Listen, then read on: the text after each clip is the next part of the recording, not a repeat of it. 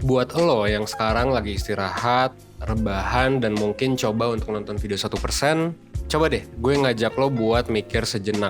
Apalagi yang umurnya mungkin 20-an gitu. Lo ngerasa nggak sih kalau belakangan ini lo lebih sering ngerasa stres, atau mungkin lo ngerasa bingung, kesepian, atau bahkan takut gitu untuk ngomongin atau mikirin atau mungkin menunggu masa depan yang biasanya nggak pasti. Mungkin juga nggak cuman orang yang 20-an, tapi yang udah 30-an, atau mungkin lo yang di bawah 20 ya, 15 tahun gitu ke atas, mungkin masih ngerasa demikian juga. Nah kalau misalnya kayak gitu, well sebenarnya lo nggak sendirian. Kenapa? Karena sebenarnya memang orang di umur 18 sampai ke atas gitu ya, bahkan lebih muda lagi tuh 15 sampai ke atas, memang masa-masa yang cenderung mungkin berat. Dan kita bisa jadi sering ngerasa stres. Ini yang sebenarnya udah terbukti di penelitian gitu. Di banyak penelitian yang gue baca, emang kayak gitu. Nah kira-kira kenapa sih kok bisa kayak gitu? Sebenarnya apa sih yang terjadi di fase umur segini? Nah buat lo yang lagi nonton, well, lo ada di video yang tepat. Kenapa? Karena gue kali ini bakal ngejelasin kenapa umur 20-an itu adalah masa-masa yang paling berat. Mungkin bisa dibilang cukup berat ya. Dan ya istilahnya nggak jelas dan nggak pasti gitu terkait dengan masa depan. Dan gue juga bakal ngebahas soal gimana cara lo supaya bisa menghadapinya. So, stay tune dan nonton terus sampai habis, oke?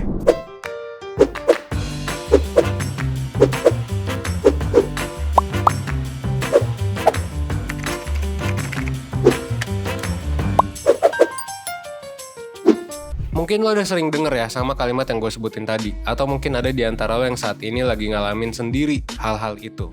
Well, kalimat itu sebenarnya bener ya. Di umur 20-an orang-orang memang cenderung lebih stres. Dan ini juga udah dibuktikan dengan penelitian. So, Harvard Business Review itu pernah ngerangkum grafik dari penelitian soal stres. Dan partisipannya itu adalah orang dari umur 18 sampai dengan 65 tahun. Coba lo cek deh grafik di video ini. Bisa lo lihat kan, kalau grafik stres itu bakal terus meningkat secara signifikan dan naiknya tajam banget ketika kita berada di rentang umur 18 sampai 24 tahun. Which is ini kebetulan target audiensnya 1% ya yang utama gitu. Nah selanjutnya naik terus juga nih, tapi lebih stagnan dibandingkan sebelumnya. Dan baru deh grafiknya turun di orang-orang yang umurnya 60 tahunan. Dimana ya memang ya orang-orang udah pensiun, kita bakal lebih santai dan gak terlalu stres. Nah kenapa ya naiknya tuh bisa tajam banget di umur 20-an? Menurut lo gimana? Sebenarnya gak ada jawaban pasti kenapa orang di umur 20-an lebih stres. Karena faktornya banyak banget. Faktor itu juga bisa aja beda-beda untuk tiap orang. Tapi, kalau menurut penelitian yang gue dapet tadi, di umur 20-an, orang itu memang cenderung lebih sering merasakan pikiran dan perasaan negatif. Sering main wandering dan lebih jarang merasakan emosi positif. Nah, biasanya umur 20-an juga adalah fase transisi buat kita semua. Mulai dari lulus kuliah gitu ya, masuk ke dunia kerja, lo jadi job seeker gitu kan, sampai mungkin harus merantau, dapat pekerjaan pertama yang mungkin gak terlalu cocok sama budaya tempat kerja, dan ya berbagai macam transisi gitu kan yang gak jarang mendatangkan stres. Hal yang menurut gue juga sering terjadi di umur 20-an adalah usia gitu ya. Ini adalah usia di mana kita sebenarnya udah ngerasa dewasa. Secara umur ya pasti gitu ya. Tapi gak jarang kita masih dipandang sebagai remaja atau anak kecil oleh masyarakat. Apalagi kalau kita masih tinggal sama orang tua. Belum lagi kita belum nikah gitu ya. Buat beberapa orang ini juga bisa jadi sumber stres tersendiri. Nah, contoh-contoh yang gue sebutin tadi pastinya bikin lo jadi kepikiran dan berujung pada stres. Apalagi ketika sekolah kita juga nggak pernah ngajarin kita tentang hal-hal ini. Gitu, tentang hal-hal yang apa aja sih yang perlu disiapin untuk menghadapi masa transisi di umur 20-an. Fenomena ini sebenarnya disebut sebagai the myth of vertical growth, yaitu situasi ketika orang itu akan dianggap tumbuh dan berkembang kalau mereka berhasil mencapai tingkatan yang lebih tinggi. Nah, myth of vertical growth ini menggambarkan pikiran kita kalau seterusnya itu ya bakal ada selalu jenjang berikutnya. Misalnya dari SD ya langsung ke SMP, ke SMA, ke kuliah. Nah, tapi abis kuliah ya jenjang berikutnya tiba-tiba mulai kabur gitu. Kayak ya gak ada jenjang lainnya gitu. Nah kalau menurut Block ya, salah satu pakar quarter life crisis dan juga psikoterapis dari US, ini tuh yang ngebuat orang jadi takut, jadi kebingungan, jadi ragu, dan pada akhirnya bikin stres berlebih.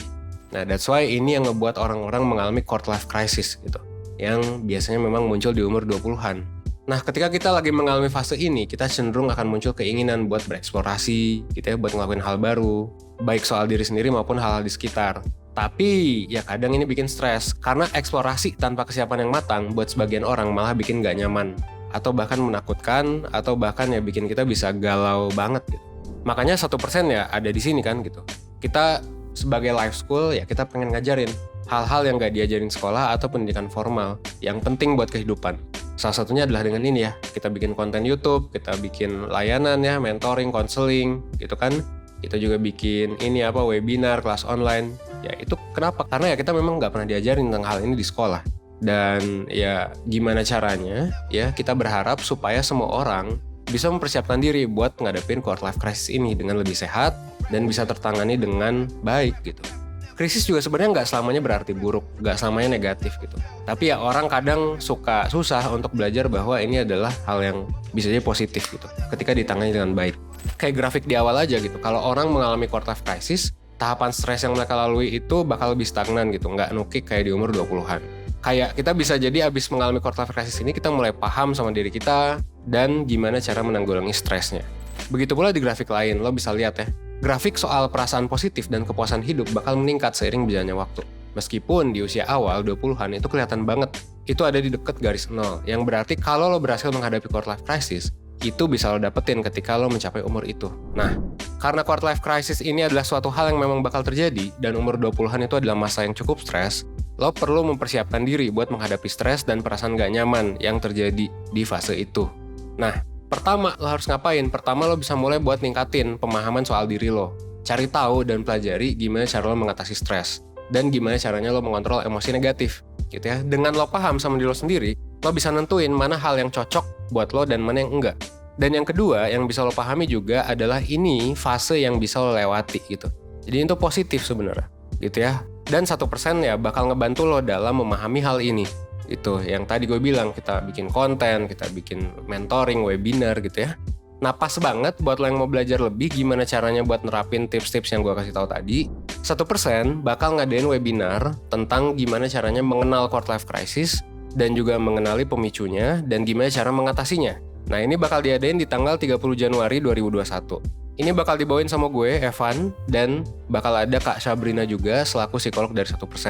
Nah dengan lo ikut webinar ini lo bakal diajarin tentang gimana caranya buat menghadapi fase-fase sulit di umur 20-an yang lagi lo alami saat ini. Dan lo juga bakal ngedapetin worksheet ya di akhir sesi. Lo bakal dapet psikotes juga beserta interpretasinya.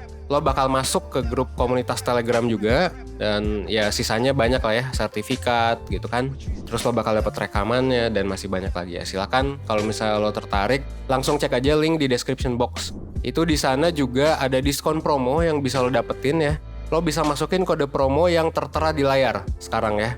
Dan waktu buat promonya ini terbatas, jadi silakan cepet-cepet aja ya. Kalau lo ngerasa lo pengen ikut webinar ini, oke? Nah, akhir kata semoga satu video sebelum tidur ini bisa ngebuat lo ngerasa ditemenin ya. Dan gak sendirian dalam menghadapi masa-masa sulit. Dan pesan dari gue, stres yang lagi lo alami saat ini itu bukan hal yang gak normal ya, wajar kok gitu. Tapi bukan berarti, ya wajar itu bukan berarti positif ya. Lo harus tetap belajar untuk bisa menangani si stres ini, bisa menangani kecemasan dan overthinking yang lo alami gitu. Oke? Semoga lo bisa terus bereksplorasi, dan kalau misalnya lo ngerasa bahwa lo butuh belajar ya silakan ikut webinar 1% ya. Gitu. Dan cek aja website kita 1%.net, di sana banyak banget resource-nya. Oke? Akhir kata, gue Evan dari 1%, buat lo semua, gue tunggu lo di webinar 1%. Oke? Thanks.